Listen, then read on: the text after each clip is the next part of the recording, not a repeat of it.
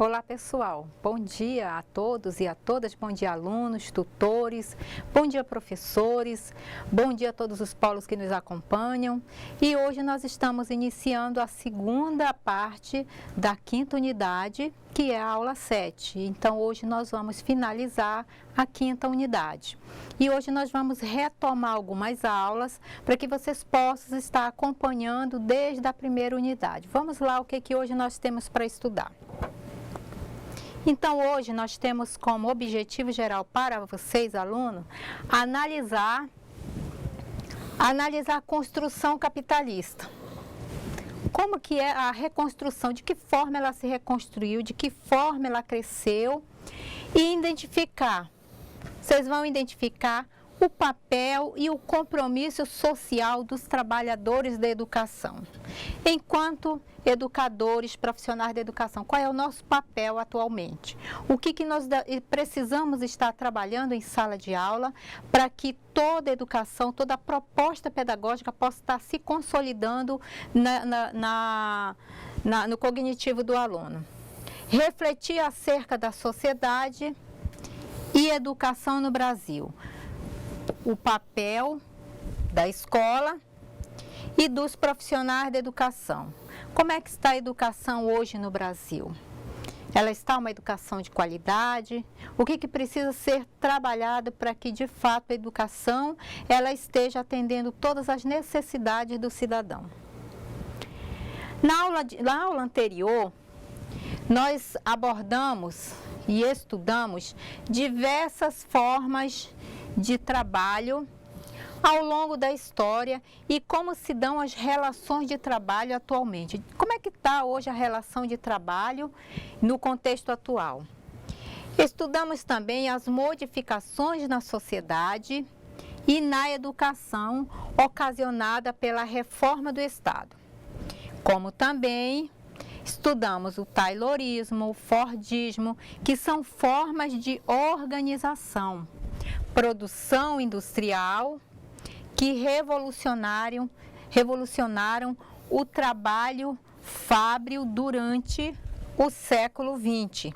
Esses dois sistemas visavam a maximização da produção e o lucro, conforme eu falei na aula anterior, que era desenvolvido este trabalho capitalista, as grandes empresas, as grandes indústrias trabalhavam em linhas de produção para que a produção fosse mais rápida. Outra tendência que nós estudamos da administração capitalista, bem mais recente, é o toyotismo, que nós estudamos, foi uma breve apresentação e nós vamos dar continuidade. Como você deve ter notado, as diversas formas de administração empresarial capitalista, elas estavam voltadas para aumentar a exploração do trabalho e elevar o lucro do capital. Elas contribuíram ainda mais para acentuar a desigualdade social. As primeiras décadas do século XX foram palco das grandes crises do sistema capitalista. Os maiores exemplos dessas crises foram a Primeira Guerra Mundial, a quebra da Bolsa de Nova York, que ocorreu em 1929, juntamente com a Revolução da Rússia em 1917, que levou os trabalhadores à primeira experiência socialista vitoriosa em todo o mundo. Esses acontecimentos abalaram seriamente o domínio da burguesia. O próprio capitalismo. Então, eles foram ameaçados. A burguesia dos países mais desenvolvidos passaram para outras formas de dominação que acalmassem os trabalhadores e permitissem a continuidade da sociedade. Já a burguesia, de forma mais tranquila, e pensaram então num modelo de organização social e econômica que fosse resultado de um acordo entre governo e burguesia e trabalhadores. Havia uma exigência nesse período da classe trabalhadora, porque estava acontecendo a exploração da mão de obra, extensas cargas horárias de trabalho, a remuneração era muito menor do que a carga horária que era despendida pelo próprio trabalhador. Por esse grande acordo, as lideranças sindicais renunciaram ao socialismo, mas teriam garantia de pleno emprego para os trabalhadores. Aqui eles começam a buscar uma forma de organização para que o trabalhador se sentisse de fato respeitado, valorizado. Então houve umas certas divergências e que ocorreu neste período para que chegasse a um acordo que favorecesse ao trabalhador.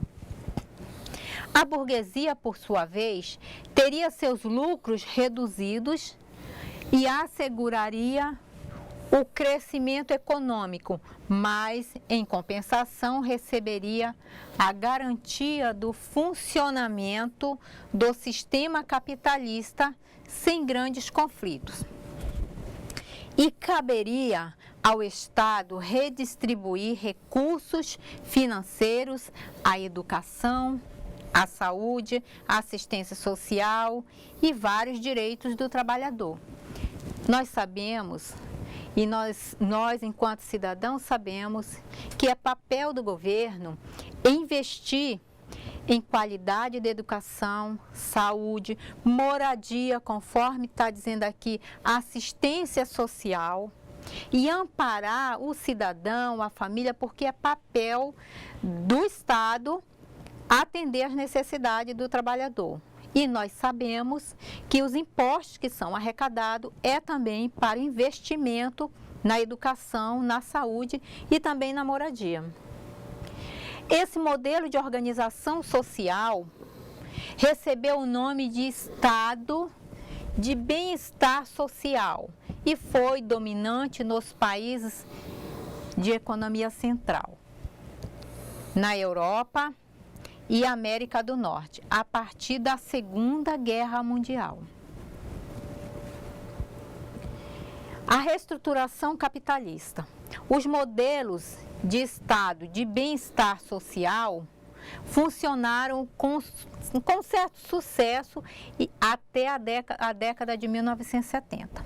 No entanto, a incapacidade de garantir o crescimento econômico prolongado aumentou a inflação e a diminuição da taxa de lucro e também das empresas e levaram esse sistema a entrar em crise. Nas décadas seguintes, houve uma série de inovações tecnológicas que substituíram trabalhadores na produção. Vamos verificar aqui no Brasil, por exemplo. No Brasil, há 20 anos, havia cerca de 700 mil bancários, que eles estavam empregados nessa época, mas com a introdução de caixas eletrônicos, realização de operações pela internet, o telefone, a categoria bancária, ela foi reduzida pela metade. Vocês podem estar fazendo uma pesquisa em Pacheco 2005. Então, vocês observem como o evento tecnológico veio para ajudar. Mas, em compensação, com relação aos bancos, o que aconteceu? Hoje, nós fazemos as transações financeiras pela internet. Podemos pagar luz, podemos pagar água, as nossas taxas, ela é possível ser paga através dos caixas eletrônicos. Então, isso foi uma comodidade, mas em compensação, essa comodidade ocasionou desemprego de cerca de 700 mil bancários que estavam empregados. A reação da burguesia, vamos verificar como é que ocorreu a doutrina neoliberal.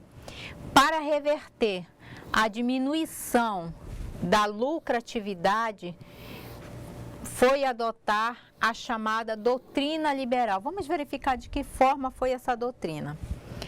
As ideias neoliberais pregam a manutenção de um Estado forte para quebrar o movimento sindical e garantir a estabilidade monetária.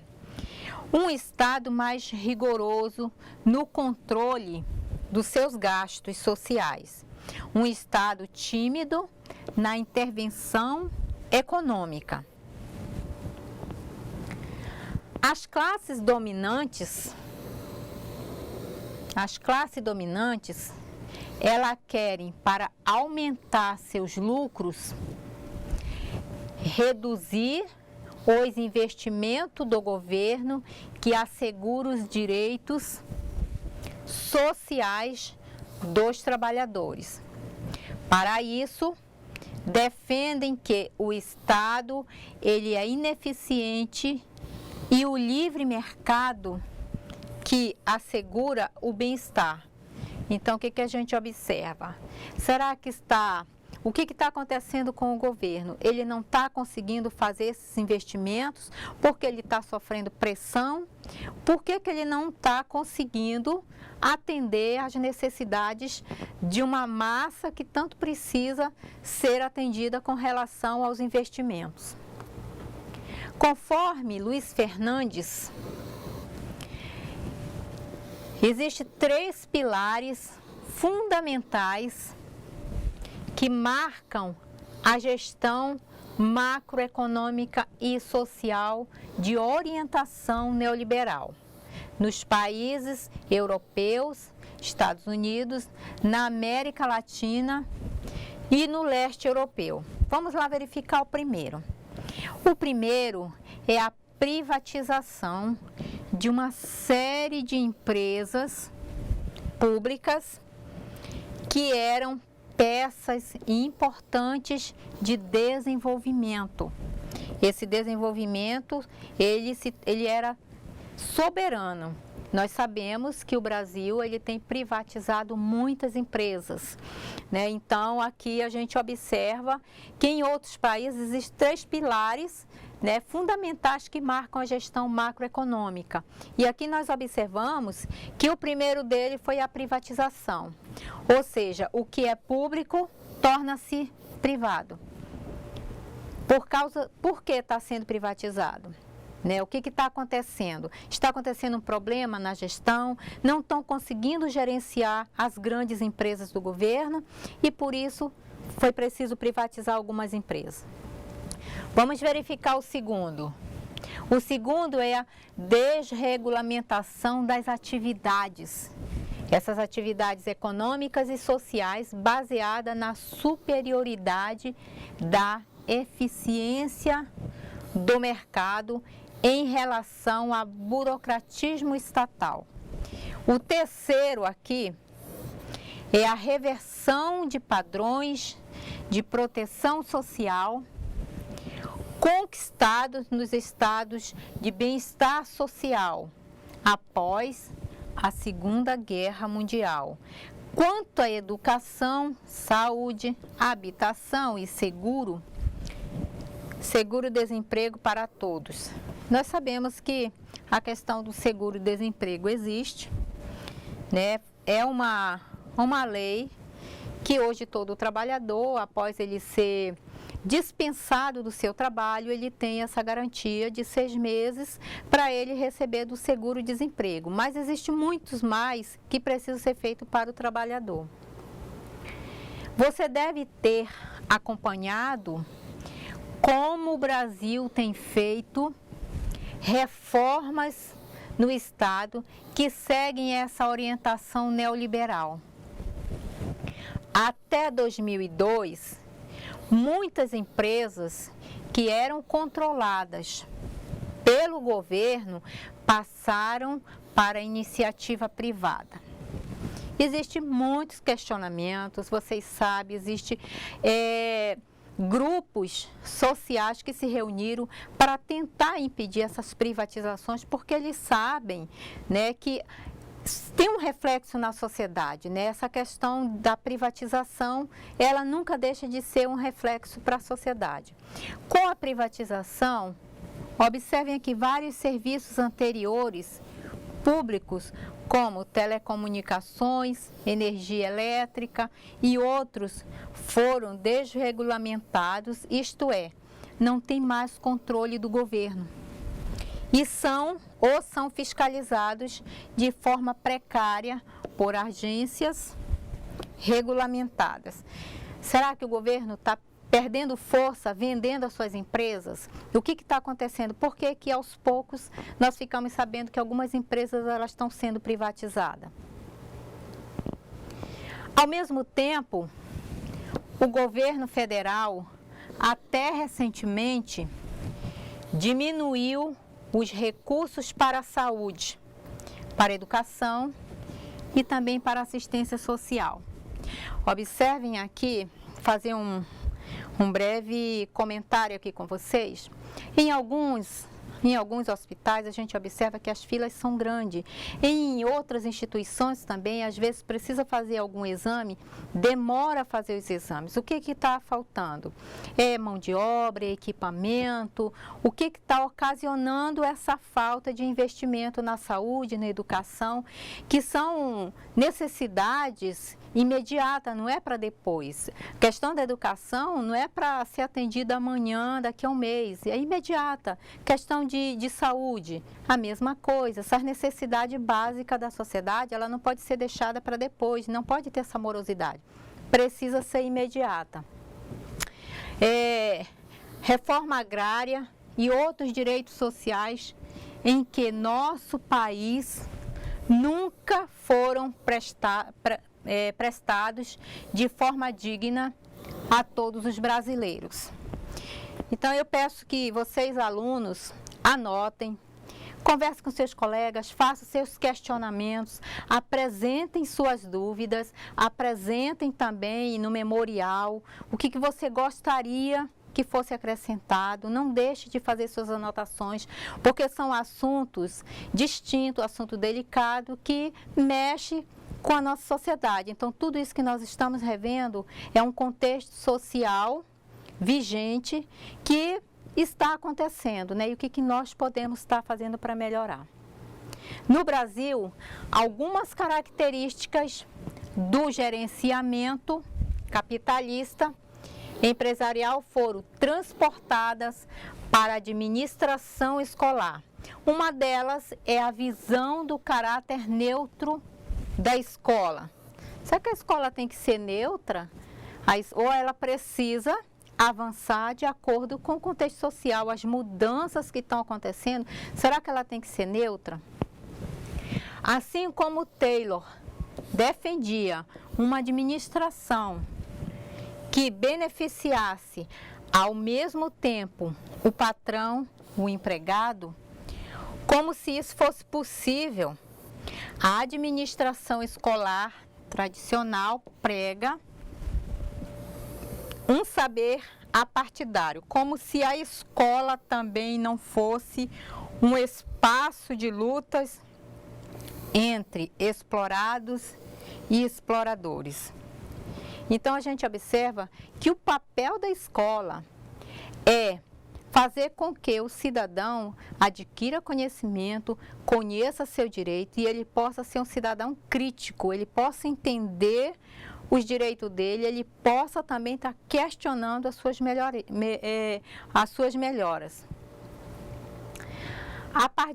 Apartidarismo significa uma ideologia política na qual os organismos, ou seja, movimentos sociais, associações, entre outros, ditos apartidários, eles prezam por manter distância entre o que é construído ou o que é defendido dentro da organização e interesse de qualquer partido político. Então, hoje a gente observa, tem até um cartaz aqui, vocês observem que nesse cartaz está aqui, movimento dos partidos, movimento dos sem partidos, ou seja, eles são neutros. Com o domínio da doutrina neoliberal, nas últimas décadas, algumas iniciativas inovadoras na administração empresarial também foram introduzidas na administração escolar, assim como os círculos de controle e qualidade dão uma falsa impressão de participação nas decisões da empresa por parte dos operários. A adoção de algumas formas de gestão também parece conferir algum poder à comunidade escolar.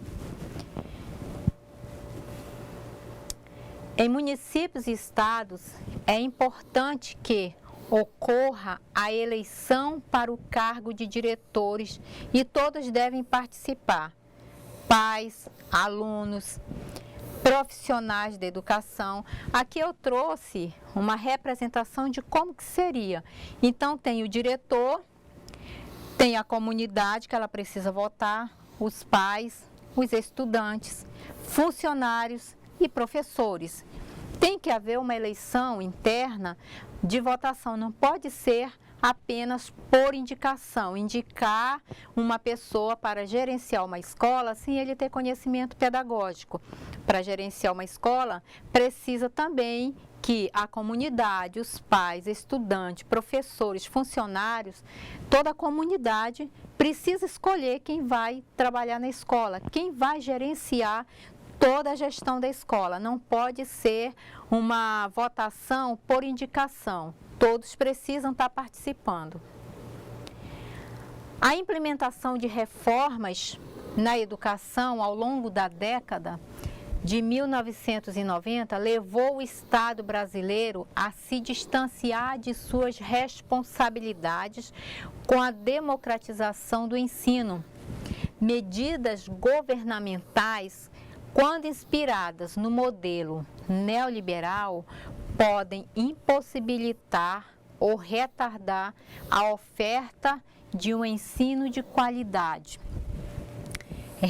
e realmente participativo. Ou seja, a educação, ela precisa ter participação de todos. Não basta os pais levarem as crianças para a escola e deixarem lá. A escola tem a sua parte de responsabilidade, os pais também têm a sua responsabilidade. Então, são duas instituições, a família e a escola, que precisam caminhar juntas. Elas precisam, um precisa do outro, dos pais, e eles precisam estar participando de todo o processo de desenvolvimento da criança. Em muitos casos, tem pais que não costumam ir à escola. Tem pais que não vão à escola porque a escola, em muitas vezes, só reclama da criança. E hoje nós sabemos que tanto família como escola, eles precisam estar trabalhando juntamente, eles precisam estar em interação, porque o único beneficiado é a criança.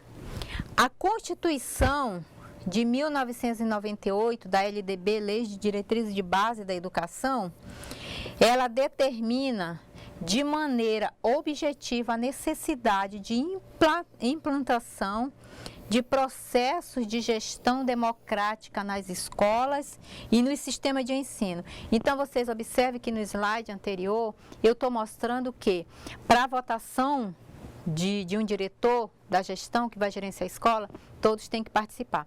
A LDB de 1998, vocês pesquisem essa lei aqui, ó, de 1998, que ela fala da implantação do processo de gestão democrática nas escolas, do sistema de ensino. Todos têm que estar participando. A escola não pode ser neutra. Ela precisa abrir as suas portas para que a comunidade participe.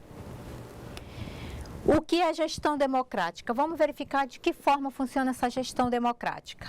Conforme eu abordei no slide anterior, em 2 slides anteriores, a questão da votação.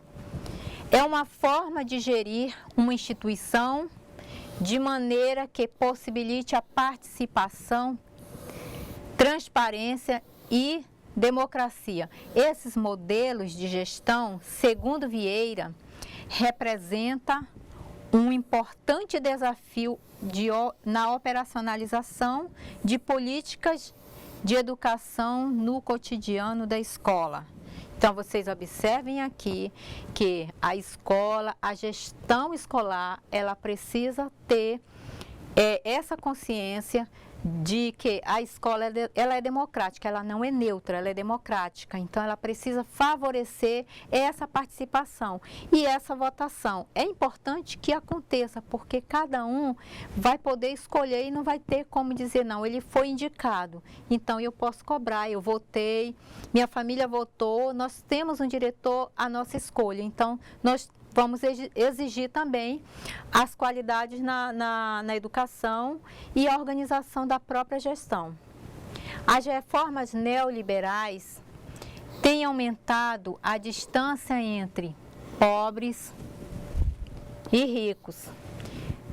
Lembro da outra aula que eu passei para vocês, que eu falei sobre segregação social, segregação espaço social, e as segregações que eu apresentei no slide, algumas imagens, são as grandes favelas e do lado das grandes favelas, as grandes casas. Então, isso são as segregações sociais. Então, há um certo distanciamento entre rico e pobre. Elas também têm ameaçado uma série de direitos sociais e trabalhistas, tentando retirar aquilo que foi conquistado com muito suor e luta. Também tem impedido a construção de uma educação realmente democrática, marcada por relações participativas no ambiente escolar. Ensino de qualidade para todos os brasileiros. É tudo que se quer, um ensino de qualidade, uma educação de qualidade. Hoje nós sabemos que existem muitas instituições particulares e nós sabemos também que existe muita gente que está fora de uma faculdade, que gostaria também de estar numa faculdade. Hoje nós temos poucas universidades federais, então eu penso que um projeto de criação que favorecesse uma educação para todos, como de fato diz a lei, né? Que todos são iguais perante a lei e todos têm direito a uma educação de qualidade. Então, o que precisa ser feito? Construir mais escolas, porque população tem, e tem muita gente que gostaria de estar numa faculdade. A redução do quadro de servidores estatais e concursado e sua substituição por terceirizados. Por isso, os trabalhadores em educação empunham a bandeira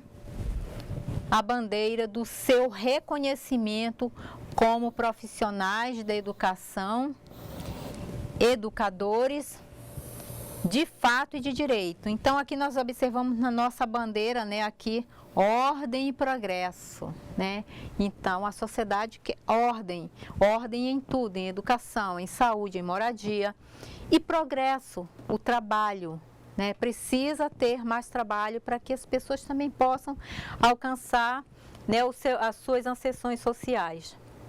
A visão funcionalista. Vamos lá verificar. Funcionalismo, desempenhar. É um ramo da antropologia, das ciências sociais, que procura explicar aspectos da sociedade em termos de funções realizadas por instituições e suas consequências para a sociedade como um todo. É uma corrente sociológica, então vocês observem que o funcionalismo ele está também relacionado à sociologia. É uma corrente sociológica associada à obra de Émile Durkheim. Para ele, cada instituição exerce uma função específica na sociedade. Seu mau funcionamento significa desregramento da própria sociedade. Lembra que Durkheim ele aborda e ele diz o seguinte: A sociedade está doente, o que precisa melhorar? Não basta fazer um trabalho paliativo com a sociedade, mas é preciso descobrir qual é o medicamento para tratar a sociedade, o que precisa resolver na sociedade. Caso tenha se simpatizado com a visão funcionalista, é sinal de que, para você, a sociedade brasileira necessita apenas de algumas reformas. Vamos verificar que a fome, a miséria, o não acesso à educação, à saúde, por boa parte da população, que é brutal, desigualdade de riqueza, renda, são apenas algumas disfunções a serem corrigidas. E hoje nós sabemos que, no contexto atual, nós estamos vivendo toda essa realidade. Assim, seu papel na escola será de trabalhar para a conservação da sociedade do jeito que está, com poucas mudanças. Então, a gente observa aqui nessa visão funcionalista, mas não basta apenas nós questionarmos. Precisamos fazer alguma coisa para que todo esse processo de disfunções sociais tenha uma reversão. Uma vida digna para todos os brasileiros, é tudo que se quer, uma vida digna para todos os brasileiros. Exige profundas mudanças. Você escolheu a transformação social como caminho para a construção de uma sociedade, ou seja, você procurou uma educação e agora você exige uma educação de qualidade. A escola pode desempenhar um importante papel na construção dessa nova sociedade, mostrando como são produzidas as injustiças sociais, estabelecendo relações democráticas no ambiente escolar, seja formando intelectuais orgânicos que vão trabalhar por transformação social. A escola, ela não pode ser engessada. A escola, ela é livre. A escola, ela é democrática e ela precisa desenvolver uma consciência crítica em seus alunos. A escola, ela é responsável pela promoção do desenvolvimento, ou seja, a ascensão social do cidadão no sentido pleno da palavra. Então, cabe à escola definir pelo tipo de cidadão que deseja formar. De acordo com a sua visão de sociedade, cabe-lhe também a incumbência de definir as mudanças que julga necessárias fazer nessa sociedade, através das mãos do cidadão que irá formar. Então, qual é o cidadão que eu quero formar? A escola, ela precisa definir em seu currículo pedagógico, no seu currículo escolar, que cidadão ela quer transformar, que cidadão ela quer construir para a sociedade. Pode-se também comparar o educar a uma nobre incumbência que é delegada pela sociedade, a condução da aprendizagem de tantos indivíduos a quem buscamos nortear suas atitudes e, como consequência, desenvolver as competências. Ressalta-se que, antes de tudo, o educador é a imagem para os alunos, um exemplo a ser seguido. Ou seja, o professor precisa entender que ele precisa manter uma relação harmoniosa com seu aluno, de respeito, e ele precisa ganhar a confiança desse aluno. O educador, ele tem o papel de transformar, e ele tem que entender que quando o aluno vem para a sala de aula, o professor, ele não é o detentor do saber. O professor, ele é o mediador do conhecimento, e por isso ele precisa ajustar esse conhecimento junto com seu aluno e construí-lo, encaminhá-lo para o processo cognitivo, social, para que ele de fato seja livre e possa ter entendimento. tem um autor, Rubem Alves, ele fala que a escola, elas não são gaiola, porque pássaros engaiolados, eles não voam. Então, o que ele quer dizer? A escola precisa ter em seus alunos cidadãos que ela vá construir, ele seja livre. Ele precisa conhecer. A escola não pode deixar o aluno fechado, ela precisa, de fato, inseri-lo ele na sociedade. Agora vamos estudar a evolução da educação brasileira sobre pontos de vista sociológico como foco especial no papel da escola e dos profissionais na estruturação do poder, estratos sociais. Segundo Monelevade, 2000, interpretando as análises de Anísio Teixeira, 1999, podemos dizer que a educação escolar brasileira evoluiu da seguinte forma. Vamos verificar como foi que ela evoluiu em 1550. Observa aqui, 1550, 1827, tivemos uma educação elitista, destinada a meninos e adolescentes batizados na Igreja Católica. Enquanto a sociedade brasileira vivia no modo de produção mercantil, escravista, existia esta educação aqui, a educação elitista. Uma educação que ela formava cidadão não para o trabalho simples, mas era para gerenciar. Com a lei imperial de 15 de outubro de 1827, pela qual abriram as escolas para as meninas e se garantiu o ensino primário público.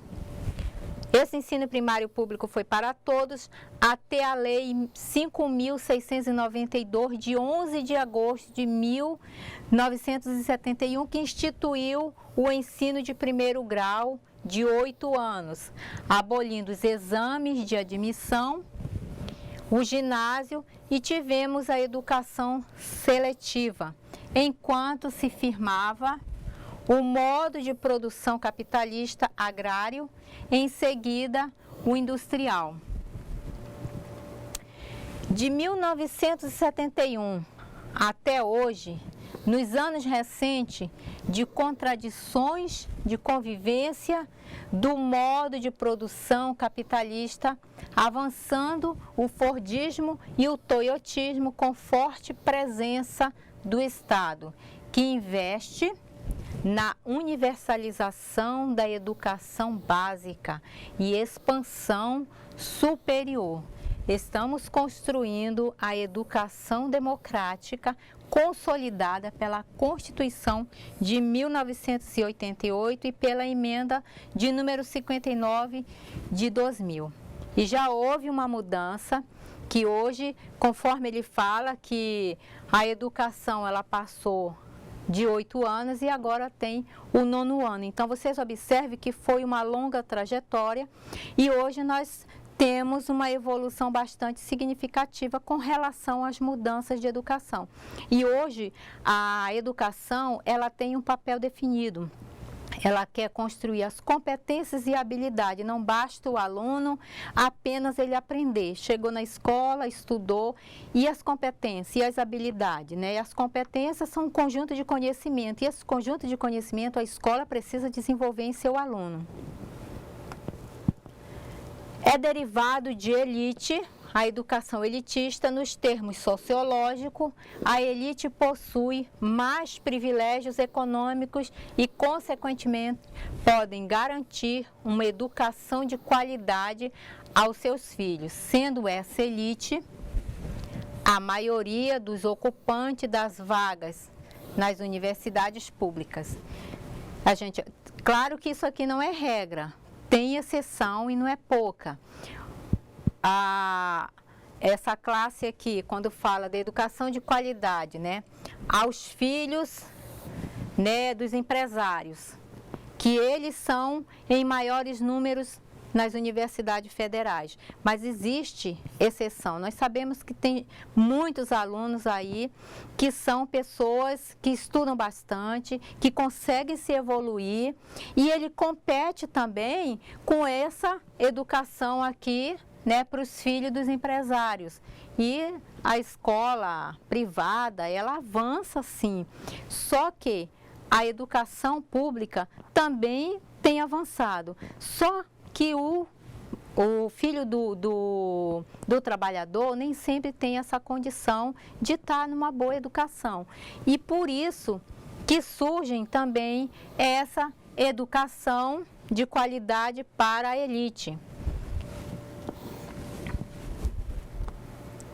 No período da educação elitista, o papel da escola era fornecer às elites masculinas portuguesas no Brasil uma formação que as capacitasse à administração.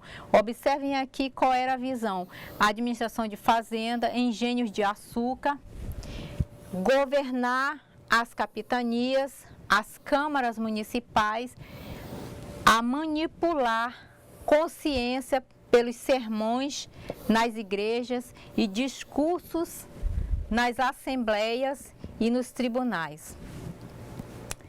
Já durante todo o período da educação seletiva, em que a maioria dos meninos e meninas tinha acesso à alfabetização e o ensino primário, o papel da escola era o controle social, ou seja, impedir o acesso das massas populares libertas da escravidão ou imigradas da Europa aos empregados bem remunerados, à posse de terra, aos cargos públicos, à propriedade de lojas e fábricas.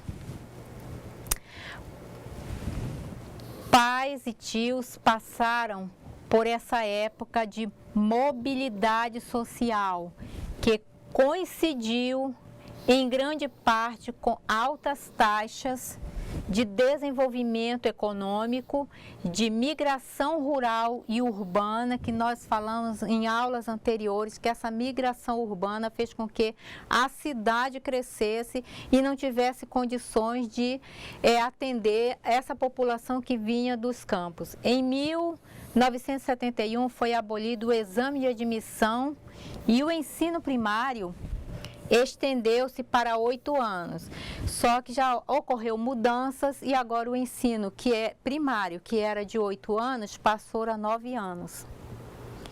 A primeira foi tirar seus filhos da escola primária e secundárias públicas, essa reação das classes alta e média.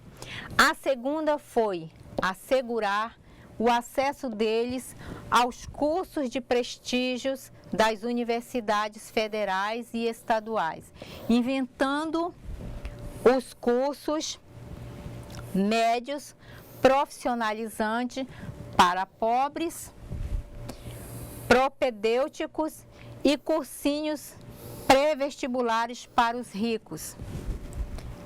O que vocês podem observar de diferença do nosso contexto atual para o da época que estava acontecendo? O que mudou? Como é que está hoje todo esse gerenciamento aqui de inclusão do rico e do pobre na educação? Na década de 1990, quando acelerou o processo de reorganização neoliberal do Estado, a educação escolar, sacudida pelo acesso massivo das populações pobres e urbanas e rurais, pelo movimento social de redemocratização, já havia garantido muitos direitos na Constituição de 1988. Agora vocês reparem que nesse dado extraído do censo escolar do INEP em 1994, em 1993, concluíram o ensino médio aproximadamente 615 mil alunos, dos quais 315 em escolas privadas, 300 mil em escolas públicas. Em 2004, o INEP revelava que quase 2.000 brasileiros haviam concluído o ensino médio. No ano anterior, 300.000 em escolas privadas, 1.700.000 em escolas públicas. A primeira coisa em que as classes populares romperam a barragem da escola elitista e seletiva, chegaram ao umbral da universidade. A segunda, que as classes médias e altas pararam de crescer para ter vantagem sobre as classes baixas, refugiaram-se em rede privada, essas redes privadas de ensino, como forma de garantir o acesso aos cursos superiores de elite, por exemplo, medicina, engenharia, direito, comunicação, que podem representar garantia de bons empregos, de reprodução da própria situação de classe. Vocês observem que esses cursos aqui, ó, medicina, engenharia, direito, comunicação, não são cursos baratos nas universidades, eles são muito caros. Então, esses cursos aqui são os cursos de status social, de ascensão social. E aqui eu trouxe um resumo para vocês. Nas últimas unidades, nós estudamos diversas formas de trabalho. Ao longo da história, como se dão as relações de trabalho atualmente. Estudamos também as modalidades na sociedade, as modificações na sociedade e na educação ocasionada pela reforma do Estado. Estimulamos você, funcionário da escola, a posicionar-se diante das possibilidades apresentadas para resolver os grandes problemas sociais em nosso país. Ou seja, manter a sociedade como se apresenta hoje ou lutar para que aconteçam profundas transformações. E aí, enquanto educadores, funcionários da educação, o que nós vamos fazer? O que nós vamos estar lutando? Em que nós vamos estar nos unindo para que ocorra mudança nessa luta e aconteça profundas transformações? Como nós vamos, a partir dessa aula, o que nós vamos estar refletindo para que, através do nosso papel, da nossa ação, nós possamos também dar nossa parcela de contribuição. E aqui está encerrando a nossa unidade 5, né, a segunda parte da aula 7. Eu peço que vocês façam seus comentários, anotem tudo que foi falado, enviem suas contribuições para o memorial, para que a gente também possa conhecê-lo melhor você, para que a gente leia o que você escreveu, para que a gente entenda quem é você, cidadão da educação. Um bom dia a todos, um bom dia aos tutores, professores e alunos, e logo mais nós nos vemos para a correção das atividades. Bom dia a todos.